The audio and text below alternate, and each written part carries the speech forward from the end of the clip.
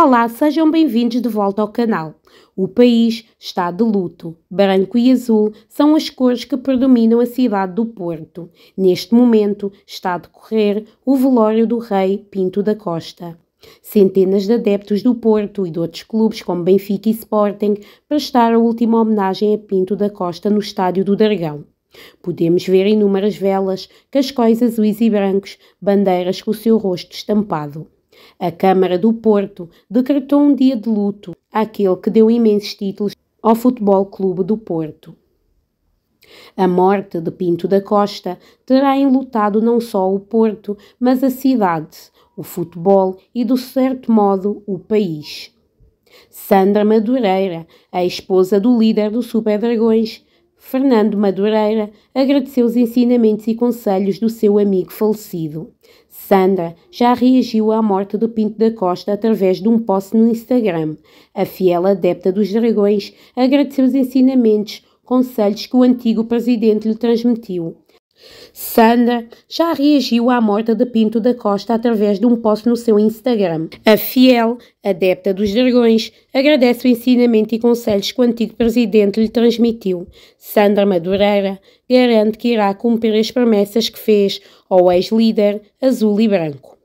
E agora chega-nos alguns trechos da carta que Pinto da Costa deixou aos filhos antes de submeter a cirurgia ao coração. Pinto da Costa teve de ser submetido a uma cirurgia e resolveu deixar algumas palavras aos filhos caso não sobrevivesse. Nesta carta foi revelado um pormenor da sua vida que era completamente desconhecido. A carta, que acabou por ser revelada agora no leito da sua morte.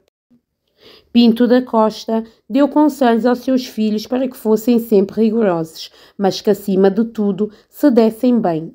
Mesmo quando já cá não estivesse, sempre querer que o Porto seja um clube de progresso e vencedor. Entretanto, o seu amigo Fernando Madureira já reagiu à morte do seu amigo, deixou palavras sinceras e disse: Eterno Presidente, único, inigualável, estimável, o seu legado será para sempre lembrado. O seu nome, lá escrito em letras bem azuis e brancas na história do Porto. A história não tem fim, quando o próprio homem é história. A dor da perda é imensurável para mim, principalmente pela situação em que me encontro, para as memórias, os valores, a gratidão e a lealdade que lhe dediquei, vão para além das grades que me privam do último abraço. Até sempre, meu amigo, meu presidente. Fernando ainda manifestou a juíza o seu interesse em participar do funeral do seu grande amigo, através de um pedido formal para que lhe seja dada autorização para sair da cadeia e estar presente no seu último adeus. Recorde-se que o ex-líder da claque do Super Dragões está em prisão preventiva desde 7 de fevereiro de 2024 e faz parte da lista das pessoas que Pinto da Costa divulgou que gostaria de ter presente no funeral. Por outro lado, Pinto da Costa também deixou uma lista de pessoas que não queria no seu funeral. Os excluídos são ex-jogadores que considerou traidores, como Elton, Maniche, Eduardo Luiz, Andrei Sousa, além de nomes como Antero Henrique, Raul Costa, Joaquim Oliveira, Tiago Gouveia e Pedro Bragança. Da Costa deixou bem claro que não é preciso mencionar mais nada, porque estava certo que estas pessoas não terão a lata de ir para lá.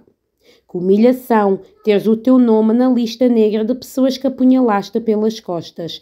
Deve ser horrível andar com este peso nas costas.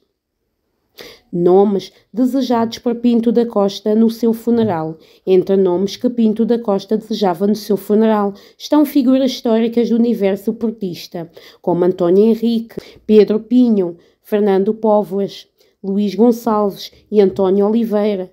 Também inclui Sandra Madureira, Fernando Madureira, líderes do grupo de adeptos Super Dragões, além de Marcos Polónia e Caetano.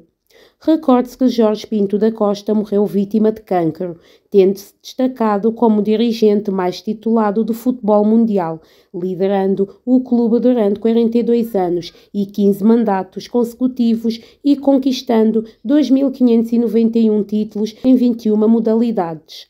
O líder foi diagnosticado com câncer à próstata em setembro de 2021. O seu estado de saúde agravou-se nas últimas semanas, culminando na sua morte, menos de um ano após ter perdido a presidência do clube para André Vilas Boas. A morte de Pinto da Costa terá enlutado não só o Porto, mas a cidade do futebol e, certo modo, o país. Joana Pinto da Costa, a menina dos olhos do seu pai, a filha mais nova que se tornou no grande apoio quando o mundo ruiu em cima, está de rastos. A perda do seu pai está a ser difícil de lidar. Nos últimos tempos, Joana viveu exclusivamente para apoiar o pai na doença. Mudando de assunto, vamos falar do passado e recordar o namoro da atriz brasileira Dani Suzuki e o ator português Ricardo Pereira. A atriz brasileira fez revelações bombásticas sobre o namoro tenso com Ricardo Pereira. Daniele acusou português na época de trair bastante. Suzuki namorou 2 anos com o ator português Ricardo Pereira e garantiu em conversa num podcast que o comportamento de Ricardo não foi a melhor na relação. Foi no auge dos anos 2005 e na altura em que os atores portugueses estavam a palpar terreno na Rede Globo que os dois começaram a namorar. Ricardo começava a brilhar nas telenovelas da Globo. As novidades eram tantas que a paixão falou mais alto. Os dois ficaram noivos e já idealizavam uma vida entre Portugal e Brasil, só que o romance não resistiu e terminou em volta de polémica. Daniele Suzuki revelou 20 anos mais tarde que Ricardo lhe foi por várias vezes infiel. Dani disse: "Ele me traía bastante, mas acho que era falta de maturidade. Foi tudo muito rápido. Ficamos noivos, fomos morar juntos, estivemos 2 anos juntos. Tínhamos de definir a nossa vida. Vamos morar em Portugal, no Brasil. Ele chegou e era grande novidade no momento aqui no Brasil. Era um galã, então a mulherada caía em cima dele." Daniele diz que nunca traiu nenhum namorado e que o comportamento de Ricardo impactou diretamente a sua vida, também devido ao seu histórico familiar. O seu pai traiu a sua mãe e teve uma filha fora do casamento. Anos mais tarde, os dois sentaram e conversaram sobre o passado. Ricardo admitiu que na altura ele era completamente imaturo, pois os dois eram muito novos. O português alegou que foi tudo uma sequência. Dani confessou que chegou a perdoá-lo algumas vezes, mas chegou uma hora que não dava mais e quando o casal separou-se, o mesmo achou que Dani o traía. Alguns fãs não viram com bons olhos relembrar o passado e remexer no baú. Daniele não falou no assunto com a intuição de manchar ou denegrir a imagem de Ricardo, apenas falou porque faz parte do seu passado. Já existia, sim, índices que a relação dos dois não estava bem. Quem não se lembra de ver o programa do Hermano José quando ele convidou a atriz para visitar Ricardo? O clima ficou bastante tenso. Ele não estava à espera da presença da brasileira em Portugal. Mesmo muito estranho. E se você é novo por aqui, não se esqueça de se inscrever no canal e deixar o seu like. Contamos consigo. Até ao próximo vídeo.